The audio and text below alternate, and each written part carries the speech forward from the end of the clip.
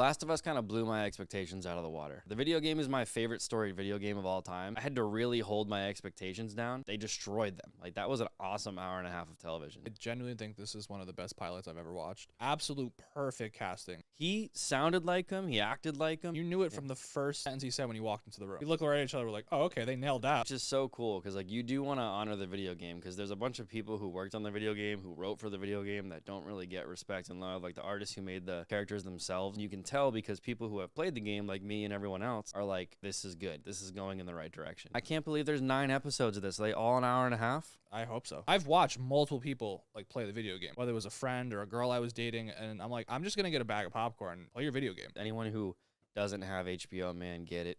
Figure out how to watch it. This will be good. And I hope that it's one of those things where at the end I can be like, man, I don't need to call it the best show of all time. I just need to be like, they did right by the game. One thing you just said is you watch people play the game. That's because it was the only game besides like Assassin's Creed 2 where I felt like I was challenged in the story but also blown away by the storyline. There's not a lot of games that do that to you these days. Anyone who ever wanted to play a game, I used to tell them, play The Last of Us because it literally feels like you're watching a movie. HBO just first ballot Hall of Famer. And they're the best that when they know a show's not good, they just cancel it immediately. Like the Halo TV show on Paramount, they would have never touched that. But if they did touch it, we know it would have been great. There's nothing better than just having a nice TV show to watch on a Sunday night that comes That's out true. new and just engaging with people, talking about it, whether you're at home or now that we have the beautifulness of the internet, we can just engage with people there. It was interesting watching the show and basically like what we came out of a pandemic. Obviously it's not the same, but it was kind of funny just in your head a little bit. And it's like, well, what if we didn't? We have to mention that actually. They do such a good job at making this virus seem so realistic. They related it to how our world is functioning right now and how their theory of